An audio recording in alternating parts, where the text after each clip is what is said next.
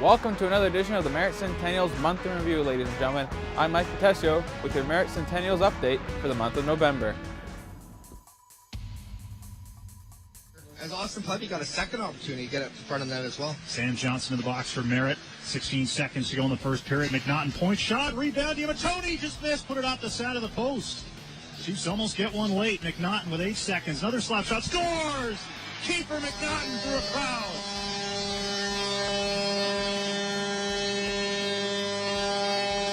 Chiefs get the late power play goal. We'll pick it up here in the second period. The Merritt Centennials chipping the puck up ice, and it'd be Sebastian Paré picking up the loose puck. He'd wind and fire a laser beam right past Chilliwack Chiefs netminder Lyndon Stanwood to tie the game. Easily by Russell Sanderson, and the Centennials will clear to center. Keeper McNaughton right side at the red line, moves it ahead. Matthew Tibbett rolling puck, couldn't settle it down. Sebastian Paré back the other way, over the Chilliwack line. Left side, Patterson redirect, he scores. Scott Patterson set up by Sebastian Paré. Great play by the Centennials setting up at the power play here. Pulse into the middle. Martin fakes the slap shot. Goes for James Neal in the left circle, being played physically by TJ Roche along the boards. TJ's back in the lineup tonight. Neal left circle, a shot, he scores. James Neal through a crowd. Went 5-hole on Stanwood, who I don't think saw it. So the Centennials have struck him. We'll see if this can shake up the Chilliwack Chiefs as Lyndon Stanwood. I don't think he saw that through a crowd.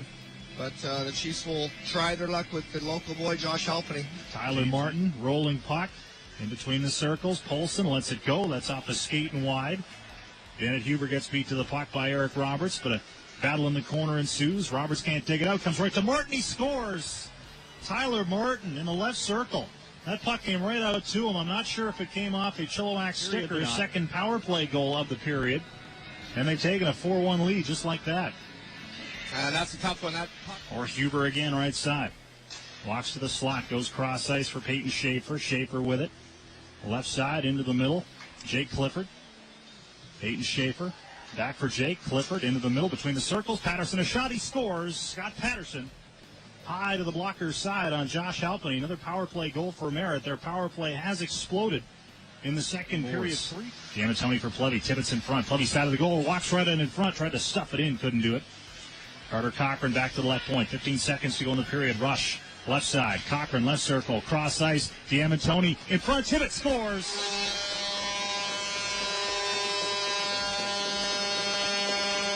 Rebound, but he didn't know that it was at his feet. And he got tied up in the corner. Centennials back out to center. Waylon Williams, Sebastian Paré, Patterson, high slot in the Chilliwack zone. Wrist shot. He scores. Halpenny got a piece of it. Cooper Rush kind of stopped on the play as the puck hopped over the pad of Halpenny and rolled over the goal line. A 6-2 Merritt lead. Now, as you just saw in those last set of highlights, the Merritt Centennials came away with a big 7-2 victory over the Chilliwack Chiefs to start the month of November. And they played those exact same Chiefs the very next night on the 2nd and come away with another victory, although that score is a little more modest, just 3-2. The following week, the Centennials would have a home-and-home against the Langley Rivermen. Let's take a look at those highlights to see how they did. Can't get it out. Neal tries to corral the puck. He couldn't. And Pelnick will play it down low around the near side boards. AP and Liam McDermott actually signed. Liam McDermott will bring it up. Now here's Vela. Left side, Vela in, scores! And he goes between the legs of Devin Caro just a minute 2 into the opening period. And the Langley Rivermen are on the board first. Bring it ahead, but the puck is taken away by Vlanich. He'll fire it deep inside of the Sense zone. This must be the biggest crowd of the year here in Merritt. Here's Clifford bringing it up. He's got Patterson on the left, looks to shoot. Puck's poked away. Instead, Paré down, they score!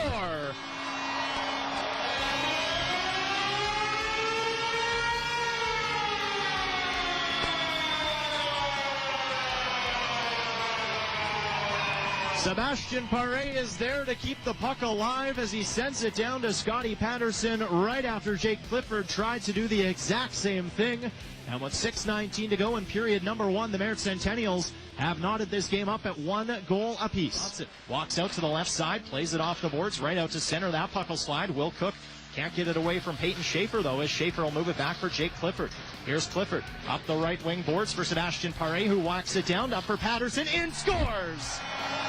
And he roofs it. Scotty Patterson is second of the night, his 14th of the season. 2 minutes and 13 seconds into the second period, and the Merritt Centennials, right after killing a penalty to open the period, have taken a 2-1 lead in this hockey game. Scotty Patterson walks in, his second of the night, 14th goal of the season. It is. The Merritt Centennials will get on the board first in the opening frame of this game against the Langley Rivermen. Breaking out of their zone, Gavin Gould will have a little give and go here with James Neal, who would split the D, cut in, and score. 1-0 Merritt early in the first period.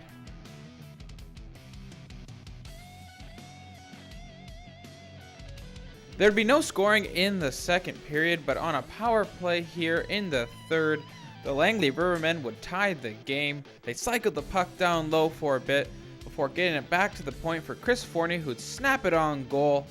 Tip in from Mitch McLean, and the Langley Rivermen are on the board. Then midway through the third period, the Merritt Centennials trying to break out of their zone, but they give up a very bad giveaway here to the Rivermen. Slap shot on goal would eventually find its way onto the stick of Marcus Vela, who has the go-ahead goal for the Rivermen. But don't count the Centennials out of it just yet. Late in the third, with just 3 minutes to go, they gained the attacking zone, and it'd be Tyler Martin finding Diego Cuglietta high in the slot, and he'd beat goaltender Brock Crossway to tie the game and force OT.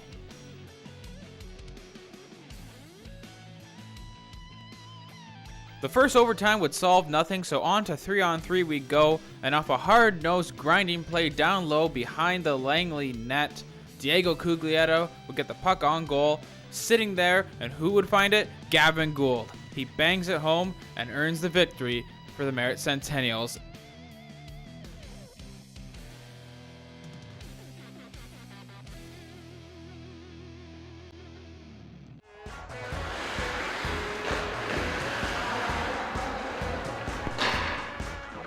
So after another pair of victories against the Langley Rivermen, the Merritt Centennials all of a sudden have another 4-game winning streak built up. Unfortunately, the visiting Vernon Vipers would spoil the party on the 15th, walking away with a 4-3 victory in overtime. So, how would the Merritt Centennials respond after such a narrow defeat? The Nanaimo Clippers were in town to find out on the 17th. Let's take a look. Right side for Neal. James Neal walks up to the point, has to circle back to the boards, looks for the corner, and he gets it down for Cuglietta. Cuglietta's going to spin right back up to the point. Down for Schaefer, now for Shane Polson in the slot, shot on net, the puck's loose in front of the goal, argues down, they score!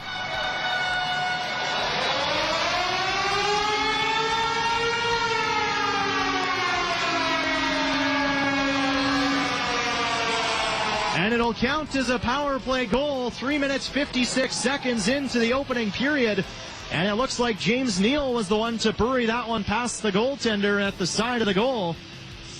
And if that one stands for Neal, it will be his 7th goal of the season. We'll have to await the official announcement on that one to see who's all going to get points. But the Cents have opened the scoring under 4 minutes in to the opening period.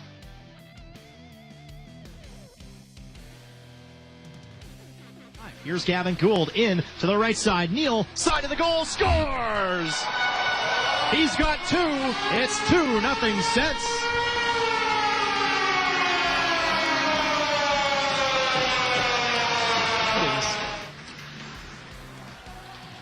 In our post-game show, as then Tyler Martin takes his man up against the end boards. Nice check to do so there. And now in front of the net, they score, whacking away at it.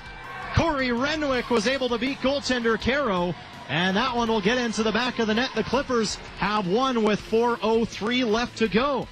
He's going to start out here as the Sens back off. 35 seconds to go. Racing to the bench as goaltender Argue. Extra attackers on for the Nanaimo Clippers. 2-1 still the score. Centennials have the lead. Taylor down inside of the offensive zone to the slot. Shot just side of the goal, and it's played all the way through the crease. And now Pryor at the line can't handle the pass. He has to backtrack off into the neutral zone. He passes it off, and Hookinson fires it inside of the offensive territory. Here's James Neal coming away. Neal, 11 seconds left. What an unselfish play there, as he now has a chance. Scores!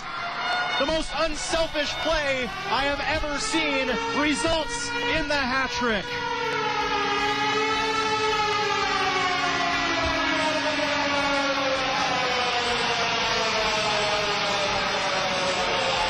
James Neal completes it. He had a wide open net flying up the right wing. Instead, he wanted to pass it. The puck bounced right back to him deep inside of the zone. And it's a goal to go. The hat trick, his 9th goal of the season for James Neal. And with 6.5 seconds left, the Merritt Centennials have sealed the victory. So after a 3-1 victory over the Nanaimo Clippers, the Merritt Centennials find themselves 5-1 midway through the month of November. Now, they would be in tough on the 22nd and 23rd against the defending BCHL champions, the Surrey Eagles. They managed to win the first game 5-4 despite going 0 for 5 on the man advantage. But unfortunately the next night in Surrey they would drop that game 2-1. Next up for you, we have a game on the 29th as the Merritt Centennials visited the Vernon Vipers looking for revenge. Let's take a look at how they did.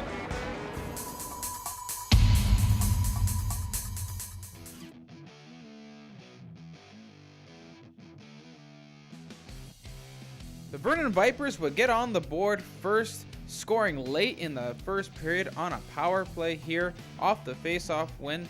Passing the puck down low would be Colton Sparrow. He's trying to cross it through the crease. It would take a weird bounce and deflect in past Caro, and the Vipers are on the board. Huber gaining the Viper line, left side, wrist shot, wide.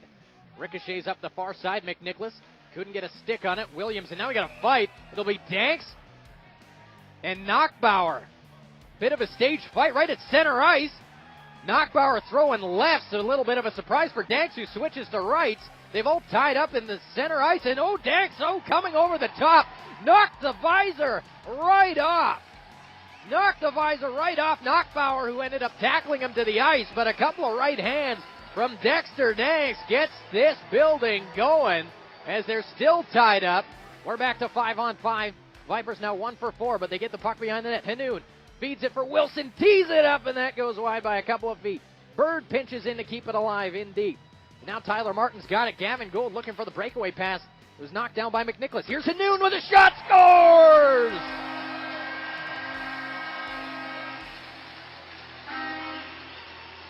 D'Amico Hanoun with a howitzer from the bottom of the right circle. Far corner as the Sens couldn't clear. And the Vipers have a 2-goal lead. It's 2-0.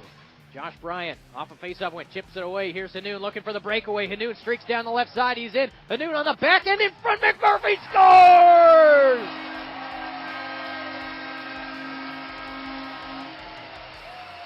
Chase McMurphy driving the net. A well-executed 2-on-1 gives the Vipers a 3-0 lead. He'll play it ahead nicely, and McNicholas goes up 3-on-2. Left side, he's got Hanoun with him. High slot, Hanoun walks in, he shoots, he scores!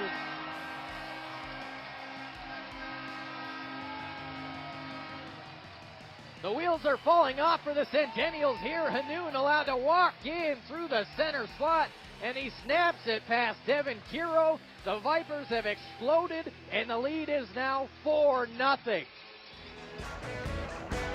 So the Merritt Centennials were absolutely snake-bitten in Vernon on the 29th, coming away with a 4-0 loss. However, the very next night here at the Nicola Valley Memorial Arena, they would have a chance to get back in the win column against the Powell River Kings. Let's take a look at how they did.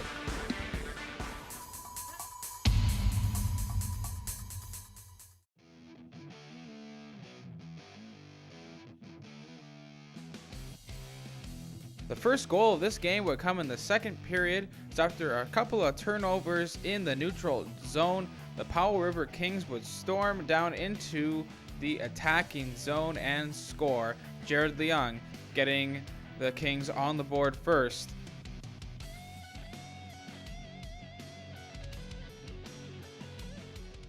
The puck there from Luke Nogard, but it is dumped in by the Kings. Jeff White intercepts it. He'll turn it up with Cuglietta. Oakes jumps in. Cuglietta for White on the left. He shoots. Big kick save. Rebound. They score! Toss the Teddies. It's 1-1.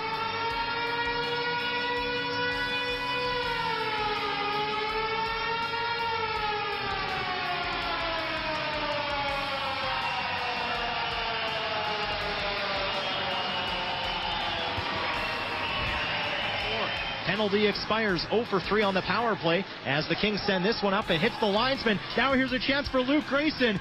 Grayson stopped by Caro, and that one almost would have been a miracle goal for Luke. Now here's Keats, far side, down for Lukasevich in front. What a stop by Devin Caro. Listen to the crowd, they're going to love that one. Skated up ice into the offensive zone. Shot. Here's Burks, another chance, and just stopping it there was Smith. He ended up losing the rebound. It was because of Burks poking at him, but with 2:52 left in period number 5. This game is very, very intense. 2:52 left, 1-1. Lukasevich into the zone with Colshaw. Colshaw in the corner. Lukasevich in front. Carroll makes another big stop as here's a chance with Lukasevich down for net. He couldn't shoot. Moved it back for Wright at the line. Wright's shot. His stick really flexed there. Might have broken half. It did break. Is it broken? No, it's not broken. I don't know what happened there, but it's moved down the ice, and that does it.